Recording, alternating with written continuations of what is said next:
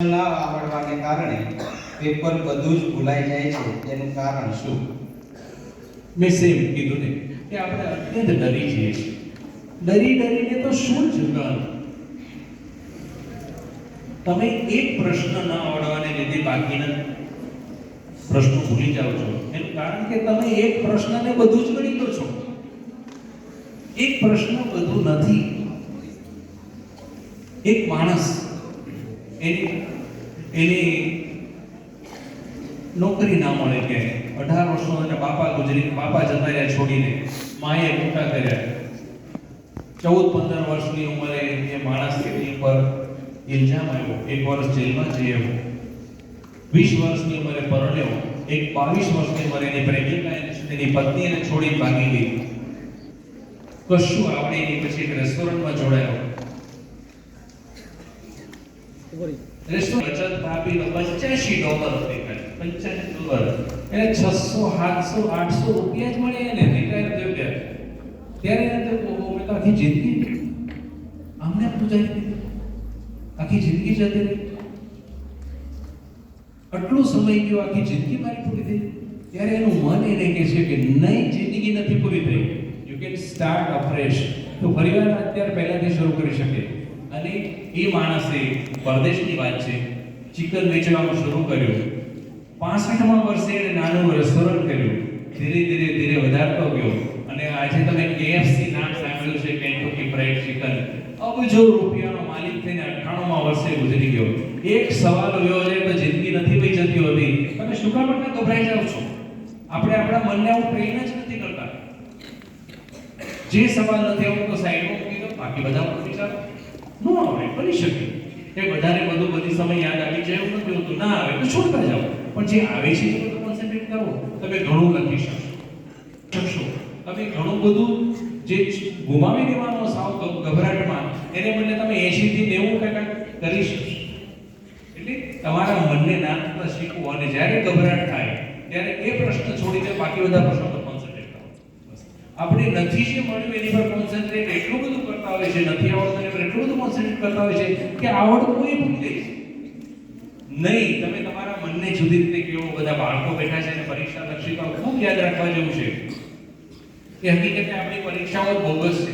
અને શિક્ષણવિદોની વચ્ચે આવું ન કહેવાય, પણ એ તમારી યાદશક્તિને તપાસે છે. તમારામાં શું પડ્યું છે એ આનાથી જુદું જ છે. અમારા ક્લાસમાં જેને માસ્તરો ખૂબ મારતા છે, આઉટવોટ વિદ્યાર્થી હતો, એ અત્યારે મુંબઈની અંદર કરોડપતિ છે. તમારા સફળતાને અને તમારા શૈક્ષણિક, તમારી સફળતા, જિંદગી અને તમારા શૈક્ષણિક એચિવમેન્ટને કાંઈ લાગતું મળતું નથી. એટલે એની ખોટી ચિંતા નહીં કરવાની. એ ચિંતામાં તમે બાકીનું ભૂલી જાઓ છો. એટલે કોન્સન્ટ્રેટ ઓન ધોઝ ટોપિક્સ. એ પ્રશ્નો પર કોન્સન્ટ્રેટ કરો કે જે તમને આવડે છે. એનો ઉપાય છે.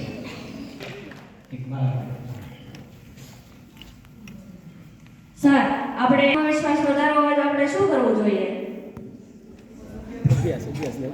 આત્મવિશ્વાસ વધારવાનો એક જ ઉપાય છે. હું એવું માનું છું, તમારી જાતને બીજા કોઈ સાથે સરખાવો. બસ, તમે યુનિક છો. તમારી જેવું કોઈ બીજું બન્યું જ નથી. તમે સૌથી શ્રેષ્ઠ છો તમારી રીતે. તમે તમારી જાતને વિશ્વાસ દેવડાવતા રહો. રોજ સવારે ઉઠીને તમારી જાતને કહો કે હું બેસ્ટ છું, હું કરી શકું છું, શું કામ નથી કરી શકતો. તમે જ્યારે ફલાણા જેટલું મને નથી આવડતું કે ટેકરા જેટલું હું નથી દોડી શકતો હું ગણવા માંડો છો ને, ત્યારે તમે પાછા પડો છો. બાકી તમે તમારી જાત સાથે સરખાવો. તમારી સ્પર્ધા હંમેશા તમારી સાથે જ કરો. મારા ગયા અઠવાડિયે, ગયા વર્ષે મારા 75% આવ્યા હતા. આ વખતે મારા 77 આવવાના છે. પણ ફલાણા વિક્રાંતને 87, મારા 88 લેવા જેવું નહીં. તમે કેટલા લેવા હતા? 75. આ વર્ષે 77, આવતા વર્ષે 19, પછી 85. તમારી જાત સાથે સરખાવો. એ આત્મવિશ્વાસ વધારવાનો સૌથી ઉત્તમ ઉપાય છે. બીજા સાથે સરખામણી કરો ત્યારે તો જશે. આજે જ મને ખબર પડી કે સાહેબ બંને એ તો મને ખબર હતી એક કોલેજના અમે વિદ્યાર્થી. સાહેબ 94 માં નીકળ્યા અને મારું 93 માં એડમિશન, 87 હું 93 માં એડમિશન. પણ અત્યારે મને સાહેબ આ 2 કલાકની જે અહીંયા બેઠાની વાતચીત છે અત્યારે એક વિચાર કે અહીંયા 9 ધોરણથી ના વિદ્યાર્થી ત્યાંથી હું મિડલ એજ્યુકેટ મારી જેવી એજ, તમારી જેવી એજ, બધો જ વર્ગ બેઠો છે. એટલે મારે એ તમને કહેવું છે કે સાહેબની વાત સાંભળીને ઘણો બધો જુસ્સો અને ઘણું બધું ગાઈડન્સ આપણને બધાને મળ્યું. એમાં અમુક એવા લોકો છે કે જેની ઈચ્છા છે તો એ કરી નહીં શકે, કારણ કે એની અમુક લિમિટેશન સારી છે, હવે એને લેટ થઈ જાય એટલે પણ તમે બધા એટલા સદનસીબ છો કે હજી એ બધી 100% લઈ શકો. એટલે તમે પોતાના